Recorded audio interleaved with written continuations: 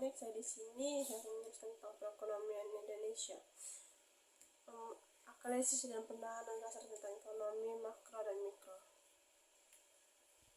Pendahuluan. Tujuan dari pemerintahan ini adalah untuk memberikan penambahan umum tentang konsep-konsep dasar ekonomi mikro, termasuk perbedaan antara ekonomi mikro dan makro, karakter ekonomi utama, dan bagaimana kebijakan ekonomi dapat mempengaruhi kehidupan kita sehari-hari. Kita juga dapat membahas isu ekonomi terkini yang relevan dengan kondisi global dan domestik saat ini. Definisi ekonomi. Ekonomi adalah ilmu sosial yang mempelajari bagaimana perusahaan dan pemerintah membuat pilihan tentang bagaimana mengalokasikan sumber daya terbatas untuk memenuhi kebutuhan dan keinginan yang tidak terbatas.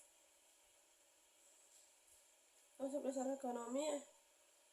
Untuk memahami ekonomi penting untuk mengetahui beberapa konsep dasar yang menjadi fondasi dari ilmu ekonomi. Baik adalah beberapa konsep utama: kebutuhan dan keinginan, sumber daya yang terbatas, pilihan dan biaya peluang, opportunity cost,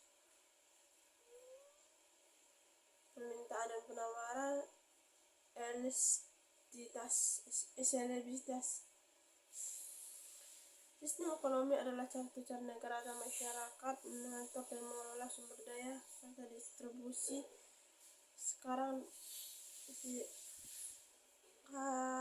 dan jasa kepada warga.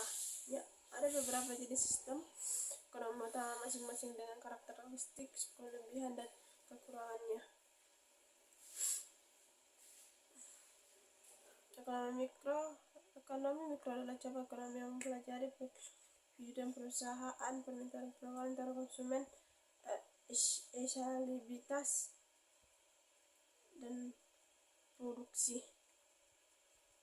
Ekonomi mikro adalah cabang ekonomi yang mempelajari dan secara keseluruhan termasuk isu seperti produk domestik bruto, inflasi, pengangguran, diberi makan dan fiskal moneter. Kebijakan pertumbuhan ekonomi. Pertumbuhan ekonomi mengacu pada peningkatan efisiensi suatu negara untuk memproduksi barang dan jasa setelah periode waktu tertentu diukur dengan peningkatan produksi domestik bruto yang disesuaikan menjadi inflasi. Inflasi adalah peningkatan umum dalam harga negara, barang dan jasa di seluruh ekonomi seluruh periode waktu tertentu. Inflasi mengurangi daya beli uang, yang berarti bahwa jumlah uang yang sama dapat memberikan lebih sedikit barang dan jasa dari waktu ke waktu. Pengangguran adalah mengacu pada situasi di mana individu yang mampu ingin bekerja dapat menemukan pekerjaan. Pengangguran adalah indikator penting dari kesehatan ekonomi suatu negara. Perdagangan internasional. Perdagangan internasional adalah pertukaran barang, jasa, modal antar negara-negara berbeda melalui batas-batas internasional mereka.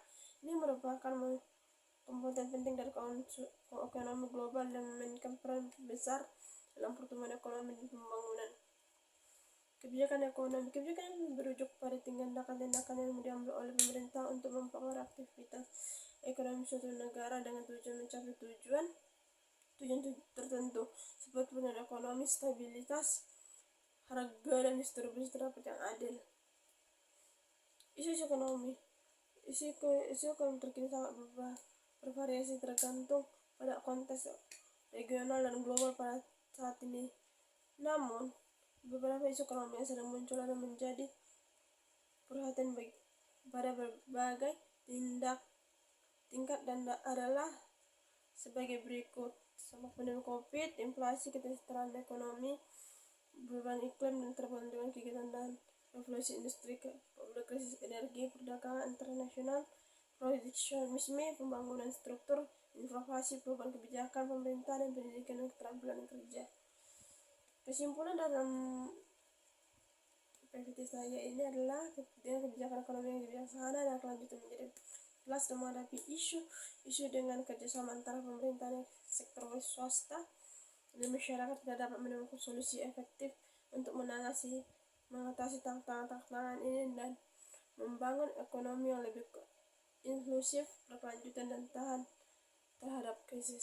Sekian dari saya, sampai sekian dari saya.